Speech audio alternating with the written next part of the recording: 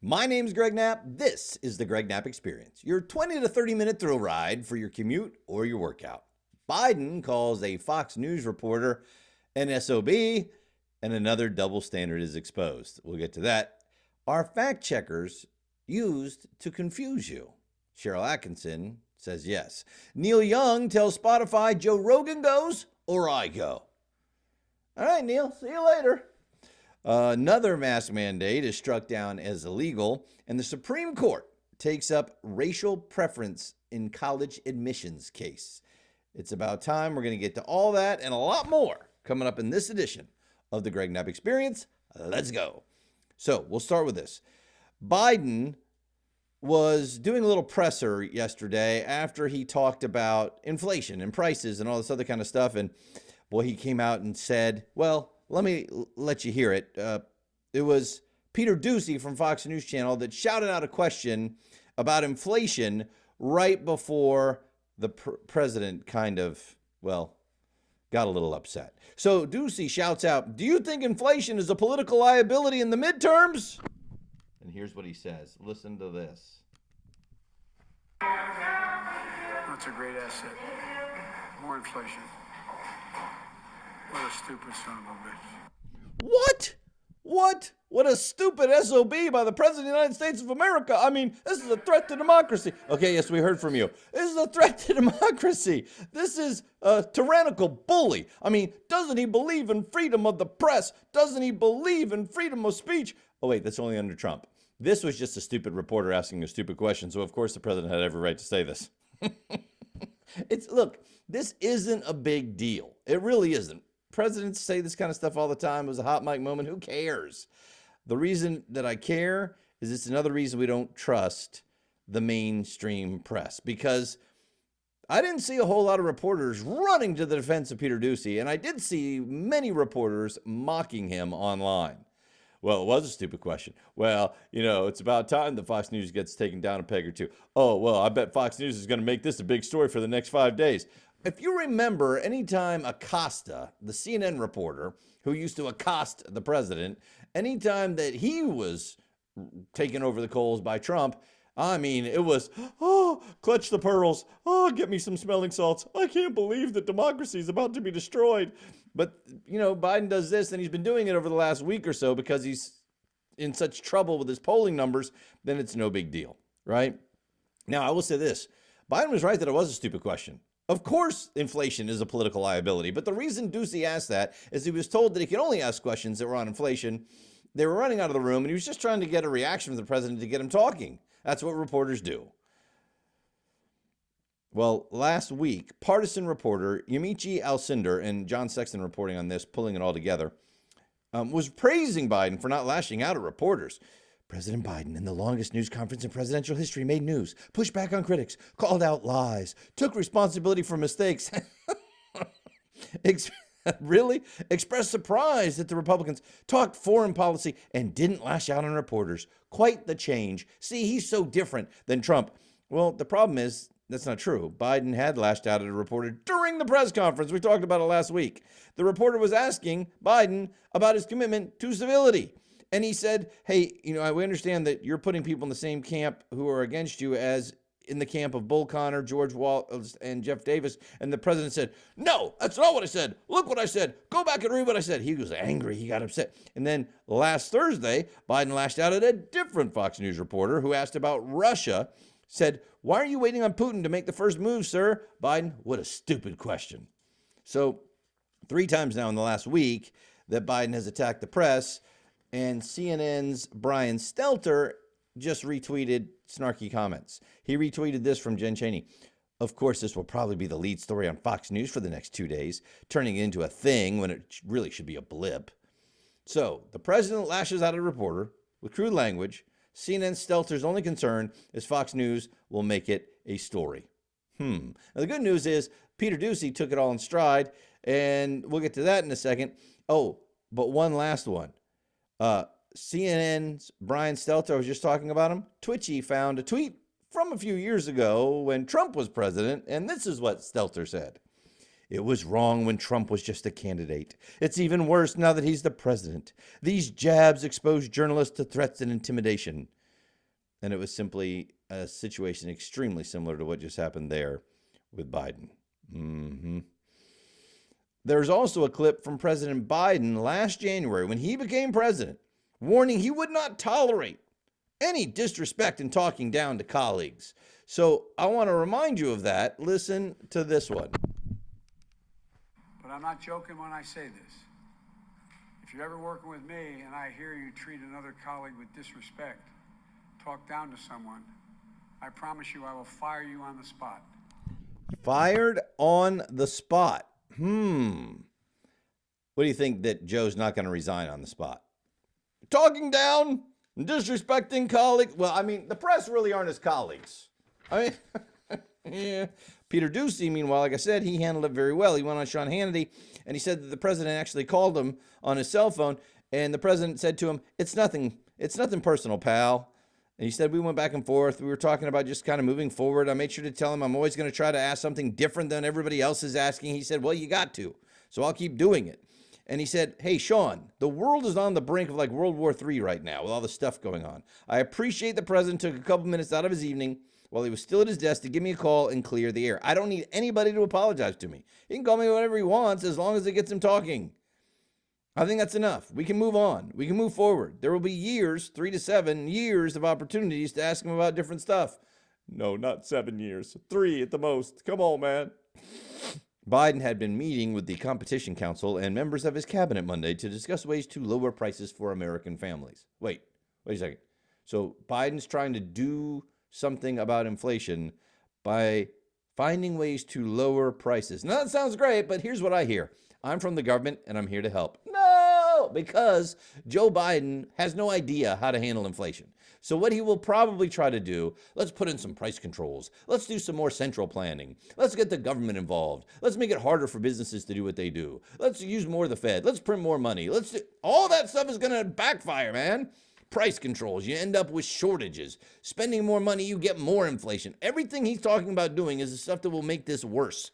This scared me. Biden said, I had a very, very good meeting. Totally unanimity. I think he meant total unanimity, but totally unanimity with all the European leaders. We'll talk about it later. Thank you. That's what he said to the press. Oh no. So now he's got all the European leaders talking about doing this kind of crap? Hang on to your wallet, baby. That's all I got to say. And another part of the double standard, MSNBC's Tiffany Cross on the air urged liberals to pick up a weapon and get involved in a war for democracy. Brian Flood reporting. One of the congressional, how would you say this? Yeah, congressional candidate in Texas, Democrat, State Representative Jasmine Crockett. She was on Saturday's edition of The Cross Connection, right? So here's what Cross said to her. How do we as a country protect this democracy when these folks don't like the outcome of the next election? She's talking about Republicans.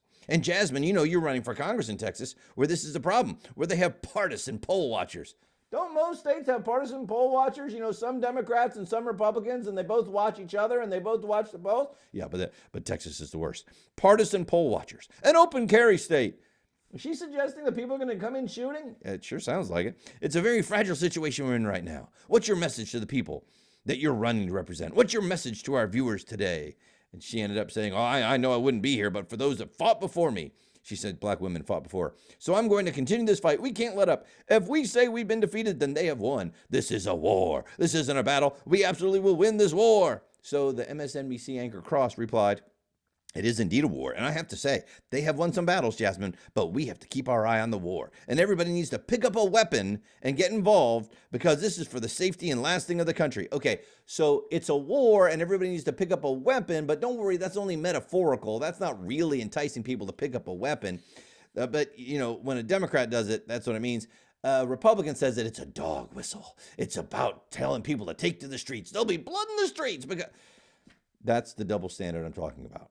It's a metaphor when a Democrat does it. It's dangerous and undermining democracy if a Republican does it. It is a metaphor. I don't think she's really telling people to pick up a weapon and come after everybody, but just one more double standard. And then that kind of ties in nicely with what Cheryl Atkinson is telling Masuma Haq and Jen Jekielek in their report. And Cheryl Atkinson is a 5-time Emmy Award-winning journalist. She does great work. And she said she has seen an increased effort to manipulate us, the public, to appreciate censorship and disapprove of journalism, and one of the big strategies is the so-called third-party fact checkers. She said these fact checkers are being used to confuse you. And you think about it, you read these fact checks and you see that sometimes they're fact-checking opinion, sometimes their fact checks are opinions. Facebook was taken to court over a fact check by John Stossel, and you know what they said to the court? Our fact checkers are really opinions. Well, you call them fact checkers, so they're not fact checkers? No, they're not, especially if you start reading through them and you can see how biased most of them are. They're not really fact checkers. And Atkinson said she first started to notice news being controlled in the early 2000s. The media company she was working for was actively trying to suppress certain stories. And then in 2016, she heard former President Barack Obama say news needed to be curated. This is what he said at the White House Frontiers Conference in Pittsburgh in 2016, quote, "It's relevant to our democracy, citizenship. We're going to have to rebuild within this wild, wild west of information flow some sort of curating function that people agree to." So Obama was saying we need to curate the news because people can't be trusted to figure this out on their own. And there's just too much misinformation, as he called it, on the web. So Atkinson said, I heard that, and I noted that it seemed to be right after that, mainstream media outlets were consistently using the new term fake news to describe mostly conservative news stories they deemed untrue. Remember, Trump made fake news a phrase to go after the reporters that were misreporting on him. But the term was actually originated to go after what the mainstream media and the liberal Democrats called fake news. Trump just turned it on its head. So Cheryl Atkinson said, I remember thinking what President Barack Obama said. It was such a strange thing to say because there was no big movement among the public that people needed to have their information curated, that someone needed to step in and tell us what to think, curate what was online. But after that, if you look at the media day after day, there were headlines about fake news and curation of what should and shouldn't be reported. Absolutely right. And she researched it. She said, okay, I started to really look into it, and it got me to the nonprofit called First Draft. That was funded by former Google CEO Eric Schmidt, right? Here's what she said. If you looked at the nonprofit's website, when they said fake news, they meant entirely conservative-based fake news.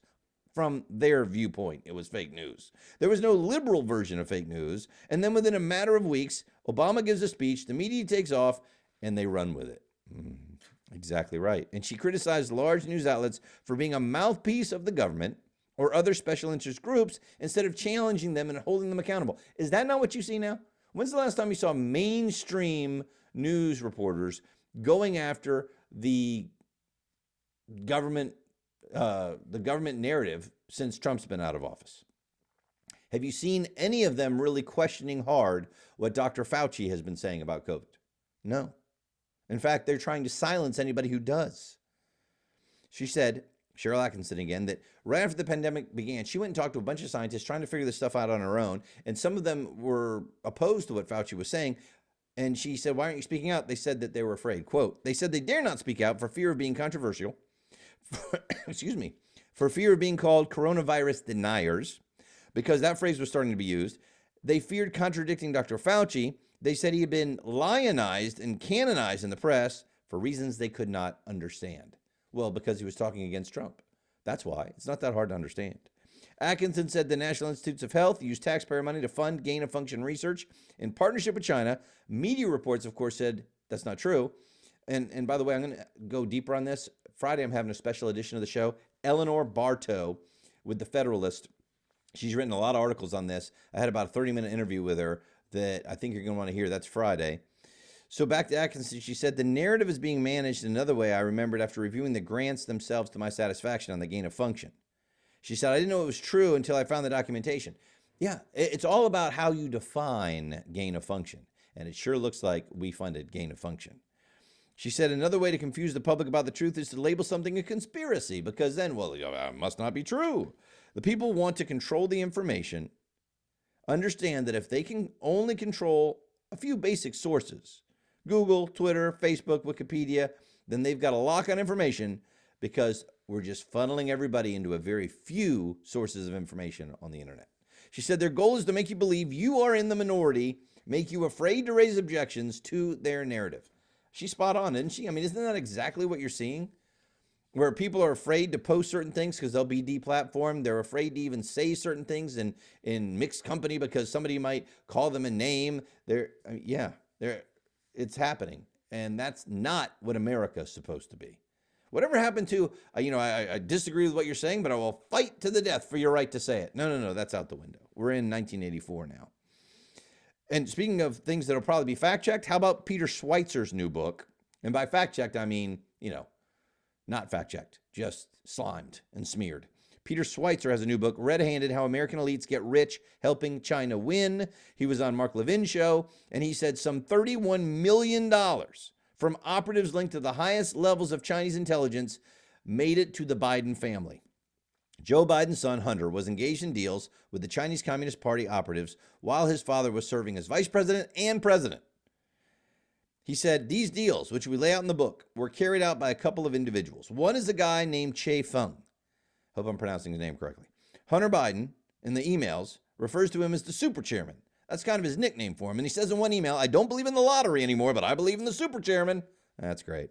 His business partner was the vice minister at the Ministry for State Security. He was in charge of, among other things, recruiting foreign nationals to spy for China. The head of something called Number 8 Bureau. It doesn't get any higher than that. These are the sorts of individuals that were striking deals with Hunter Biden. In this case, Che Feng happened to help a $20 million deal be secured. Another individual that helped, Mr. Zhao. Mr. Zhao helped with that $20 million deal. He also spent $5 million to Hunter Biden. He sent that money from a very interesting business called Harvest Global. And Schweitzer said Zhao's partner, his business partner, is the daughter of the former head of the Ministry of State Security. This is the guy who runs the entire spy apparatus for China. It does not get any higher than that. And as I said, he'll be fact-check smeared, I'm sure, to tell us all it's fake news. But Schweitzer has done this for a long time. He's written a lot of really good books that have a lot of really good evidence in them. I can't wait to read the entire thing, and we'll see if it gets any kind of mainstream media coverage. Already, Microsoft's LinkedIn has censored a post of Peter Schweizer's new book because the person was talking about big tech ties to China. The user's post said, and it was a Breitbart story about this, the user put up on LinkedIn, even if you think nothing could surprise you anymore, this is shocking. The way these immoral and corrupt big tech sycophants are kissing the bleep of the CCP, who, by the way, are committing a genocide and have slaves in concentration camps, as I write this, is not only pathetic, but downright shocking. So they're talking about the Uyghurs and everything going on in China. And according to the user, LinkedIn said his post violated the community guidelines against bullying. Who's he bullying? China? Is he bullying big tech? It's kind of hard to bully China or bully big tech when you're a single user on LinkedIn. It wasn't the first time, by the way. In October, LinkedIn, owned by Microsoft, it censored an Axios reporter who had referenced her own work exposing China's internment camps in the Xinjiang province on her profile. Way to go. Well, I mean, hey, there's a lot of money to be made in China. We can't get China upset at us if we're Microsoft. I mean, come on. Judge has struck down the New York mask mandate as illegal. Another mask mandate being struck down. John Solomon reporting, who's a state judge in New York, said that Governor Kathy Hochul's administration did not have the authority to enact a mandate without approval from the legislature. Thank you, judges. About time. Yeah, it's not an emergency when we're 2 years in. They've had plenty of time if they want to start trying to write these laws to mandate masks, that they could at least go to the legislature. I still think that would be illegal to make us do it, but at least that would be the legislative body doing it, and not one person acting like a dictator.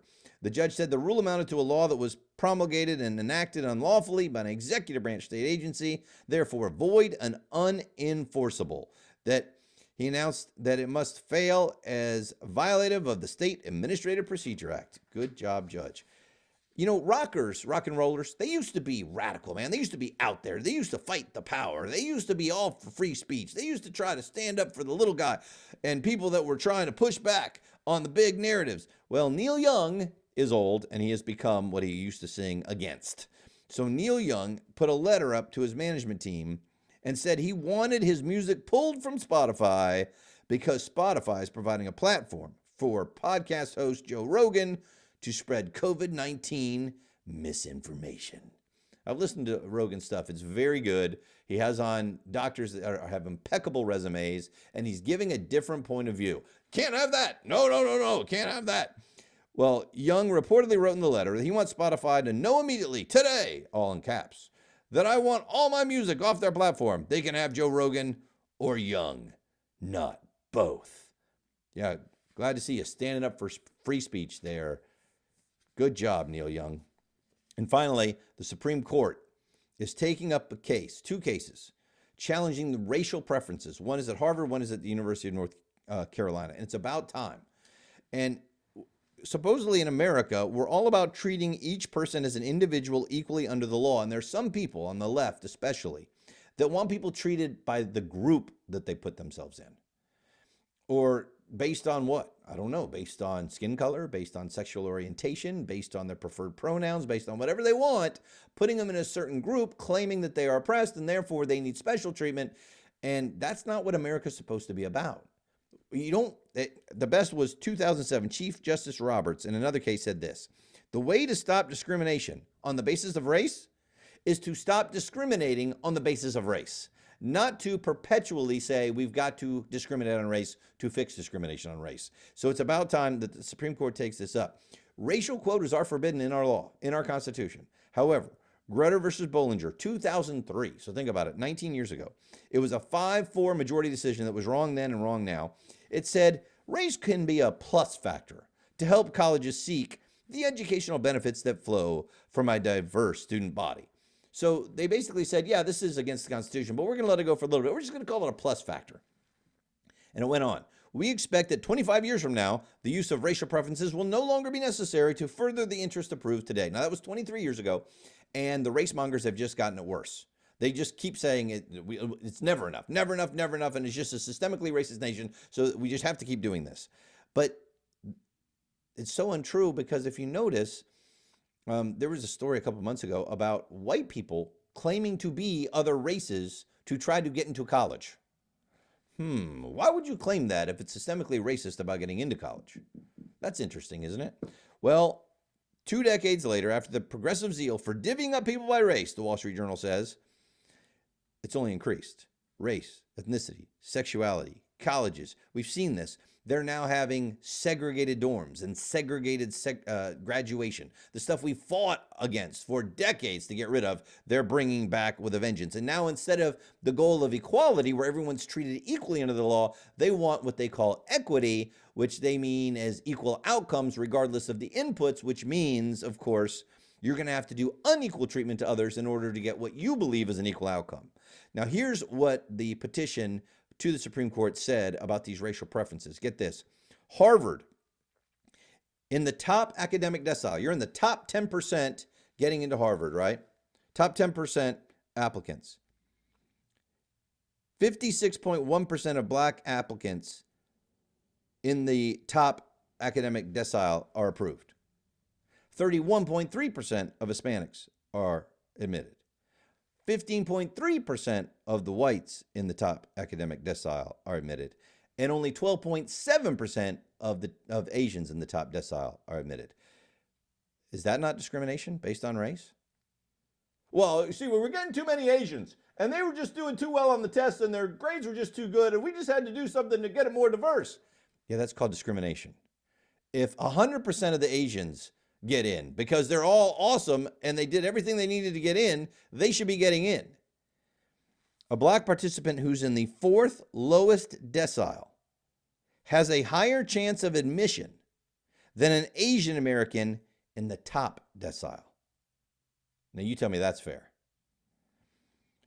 The petition says Grutter was wrong the day it was decided. That was that case I told you about a minute ago. The 14th Amendment guarantees all Americans, black, white, and Asian, the equal protection of the laws. The Civil Rights Act of 1964 bans racial discrimination under any program or activity receiving federal financial assistance. Yeah. I'll just bring us back to Chief Justice Roberts. The way to stop discrimination on the basis of race is to stop discriminating on the basis of race. My name is Greg Knapp. This is the Greg Knapp Experience.